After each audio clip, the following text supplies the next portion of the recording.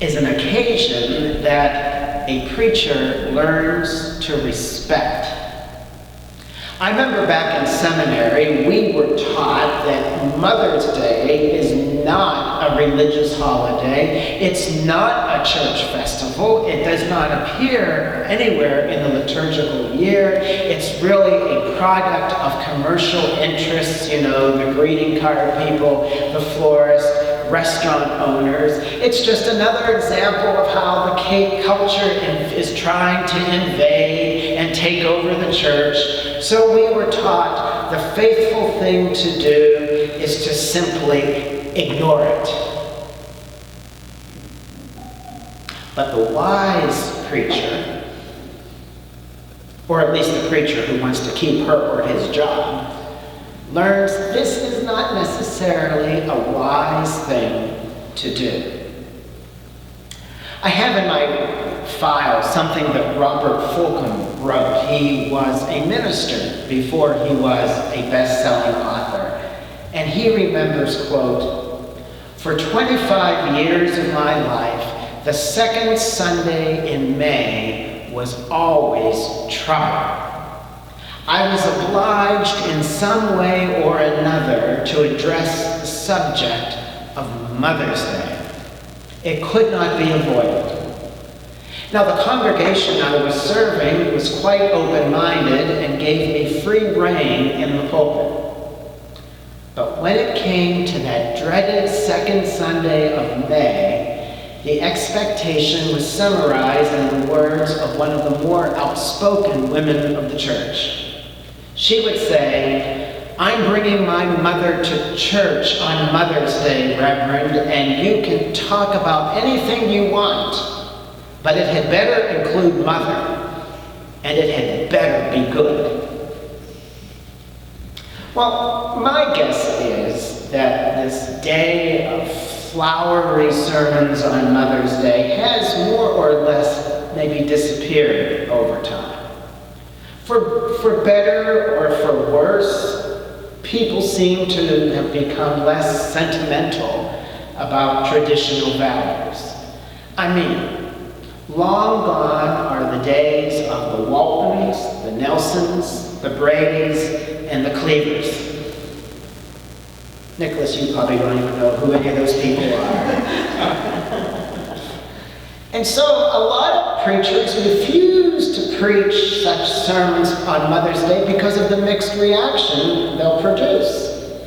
A friend of mine, a good friend of mine from seminary, decided to listen to our professors, and he chose not to preach any sort of Mother's Day sermon his first year in his first church. And he was castigated at the door by a worshiper for such thoughtless irreverence.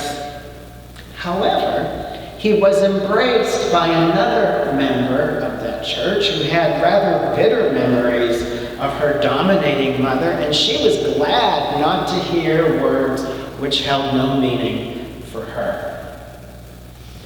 Well, because of the mixed bag of human experiences, some churches have taken to observing this day as a day to celebrate the Christian home or family. They've chosen this day to celebrate the joys as well as to face the realities and the challenges of living together as members of a family, of even living together as members of the human family. And such a redesignation of the day allows us, whatever our family experiences may have been, to ask lovingly, positively, realistically, what does it mean to live together as persons in the family of Christ? And so, for today, I simply ask all of us a single question. And maybe today isn't so much a sermon, but as Randall said earlier, a warm, gentle hug. A warm, gentle hug from the pulpit. And my question is this. As a mother or a father, or as a son or a daughter, or as maybe a sister or a brother, if you could do it all over again, what would you do differently? In this strange mix of the wonder and worry of human relationships, what have you learned? And what would you change? I don't know about you, but I think it's almost impossible to look backward over the course of our life and our relationships with the human family and not wish that things might have been different in some way. I mean, let's face it, human relationships are a risky business. Oh, I know that every so often we might come upon some rare, sunny soul whose family relationships and whose relationships in general seem to have been touched by what seems to be unclouded blessings. We may actually know a family like the Waltons or the Nelsons or the Cleavers. But I think if we were to be honest, I think that probably all of us could wish that we might just have another go, another try at some chapter in our family history. I know that parents almost always wish they had spent more time with their children and less time with their careers. Perhaps some wish that they had spent less time saving the community and more time listening to their sons and daughters. Maybe there was no choice. Maybe perhaps grim financial necessities made it necessary for both parents to work long hours. It was the only way to make ends meet. It was the only way to get the kids out of braces and into college. And so often, while both parents did their best, they still wish that they could have done more for their children, more with their children. Children might have the same regrets. Now that they're out struggling on their own, maybe they realize just how good they had it and how seldom they said thank you. Maybe they're glad to be out of a household of endless conflict and bitterness and wish they could have another try, maybe with a different set of parents. And then, too, we can be blessed with the finest set of parents and somehow drawn the worst set of brothers and sisters. How is it that two saintly parents must sometimes carry the burden of children who can never seem to get it together? Let's face it, relationships are a risky business. Whenever we form any kind of relationship, there's always risk involved. And if we want to have relationships that are risk-free, then we want something that not even God has.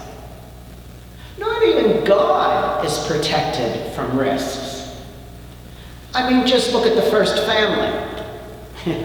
God's first family, not the first family you're thinking of. But think of God's first family. It didn't turn out so well for them.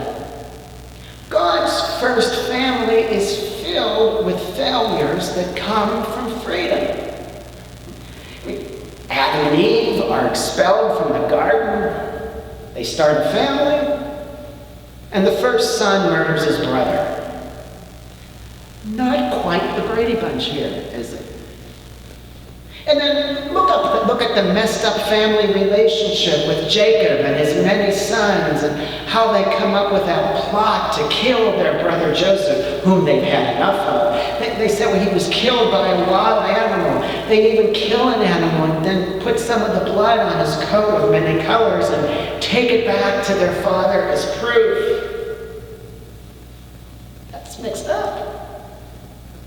And you move on in the Bible story. It's just not the story of the villains who do this.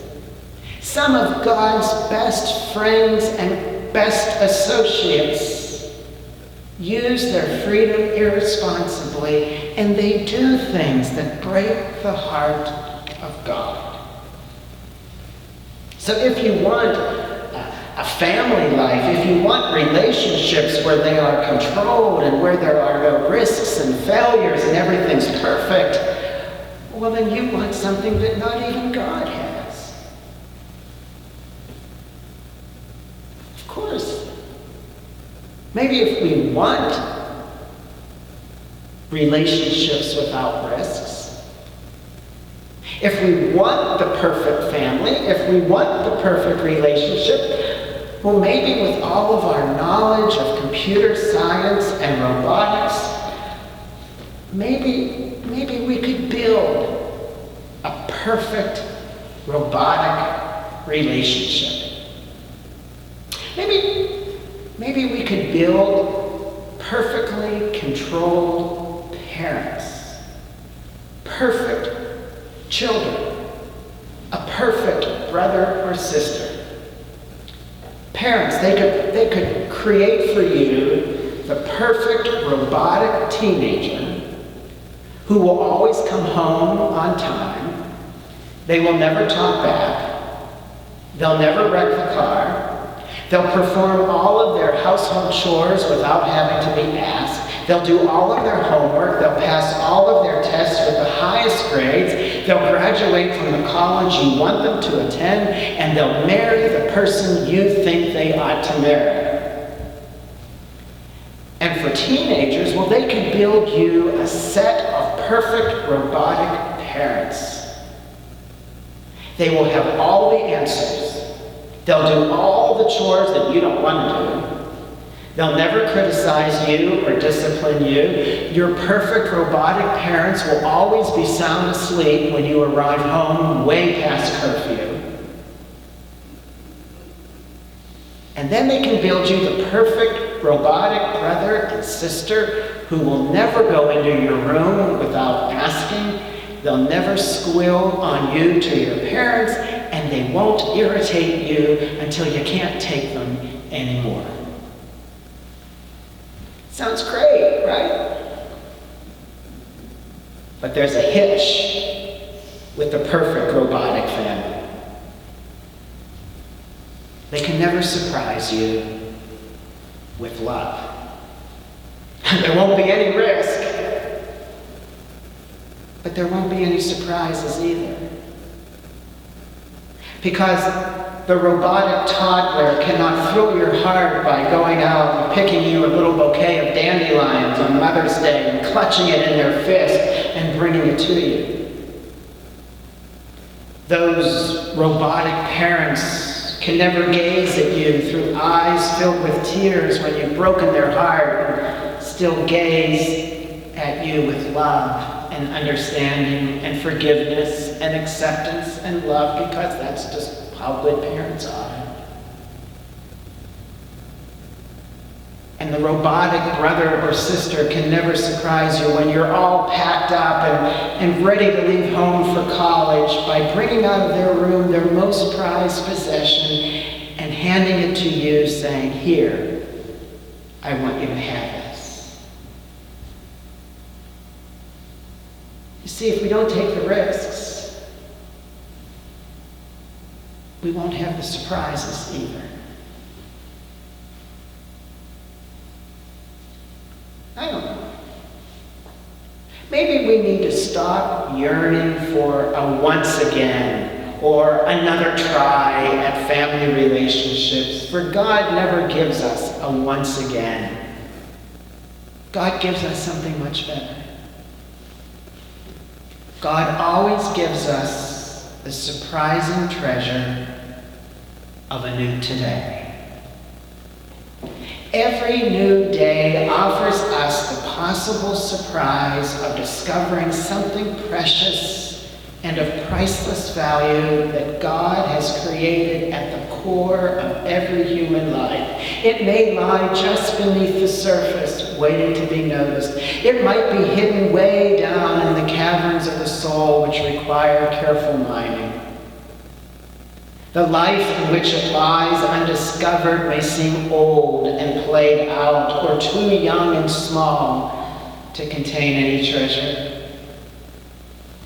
But there are always new possibilities and new treasures just waiting to be discovered today in each human life and in each human relationship. It's there every day if we are open to it. And it can be discovered. Oh, it might happen in some small, unexpected way. Maybe just a small word or gesture of love and kindness. Maybe it's a glance that carries love and understanding and acceptance. Maybe it's a hand laid upon the shoulder that carries healing energy. Or maybe it's just a profound silence that communicates compassion. Every day there is gold there. And every day, even if it seems hopeless at times, we can discover it in ourselves and in others. Who wants to go back to some sad yesterday and try again when the surprise of such discovery by the power of the Holy Spirit awaits us on every new day? You see, God isn't finished with anyone yet. And God isn't finished with you. Anne Lamott writes so poignantly about her own life as a single mother raising her teenage son.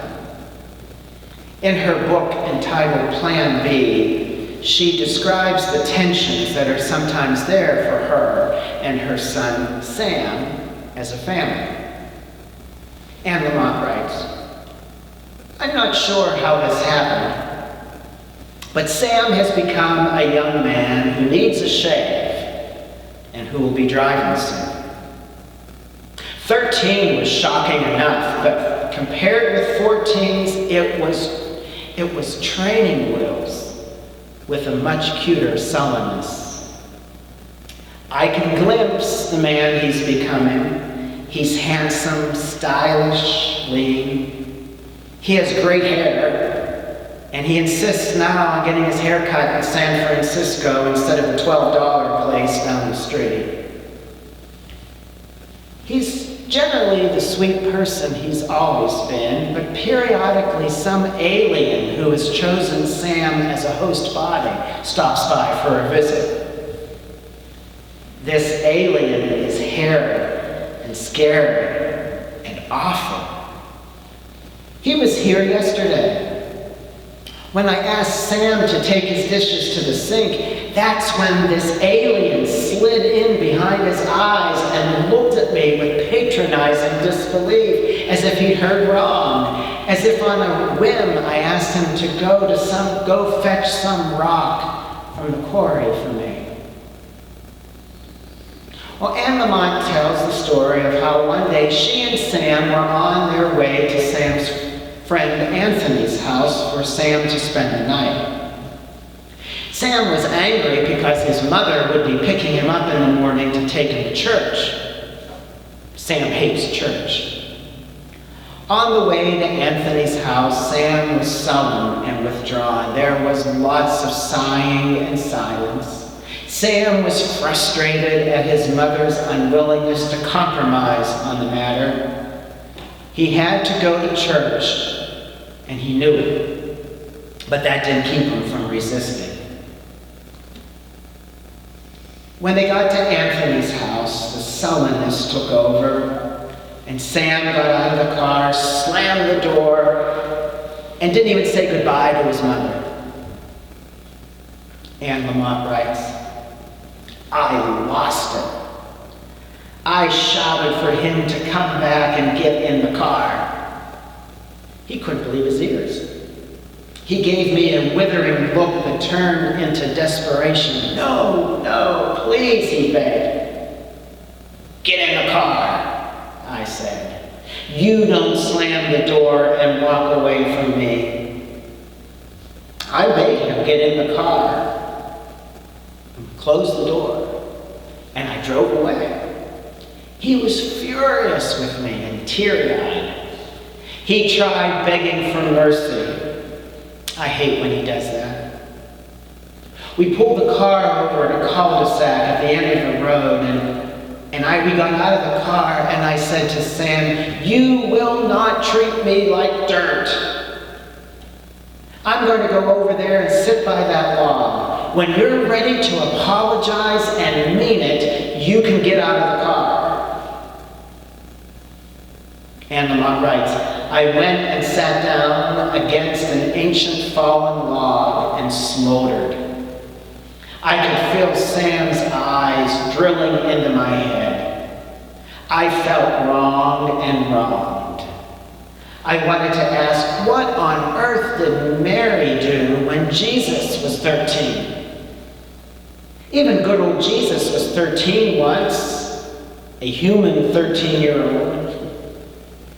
I thought of Sam's most infuriating habits, how snotty he can act, how entitled, his clothes and his towels always dropped on the floor, the way he answers the phone sounding like Henry Kissinger and only pretending to take down messages. What a mess we are as a family, I thought. And then Anne Lamott continues. After a while, I heard the car door open. I heard his footsteps approach. I sat up. He sighed and began to speak. He said, "Mom, I'm sorry I was such a jerk. Okay?" Anne Lamott says, "I shook my head and sighed.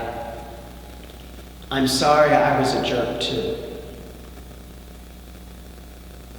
He sat down in the dirt and we talked in a stilted, unhappy way. I practiced being right for a while and he was sullen. And then I practiced being kind. Things improved a bit. And we simply sat there in the silence for a bit. And Lamont says, "I suppose I can take you over to Anthony's house now." Sam surprised me by saying, "Nah, let's go home and have dinner together instead." When I was able to breathe again, she writes, we got up, we walked to the car, and I draped my arm around his shoulders like a sweater.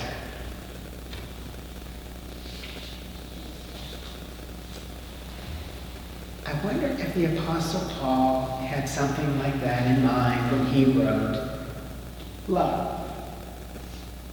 Love bears all things, hopes all things, endures all things. Love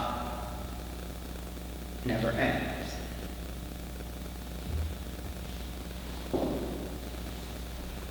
Yes, in any relationship in this life, there's risk. Lots of risks. But in every relationship in life, there's always the surprising treasure of a new day. And there's always the surprising treasure of love. Amen.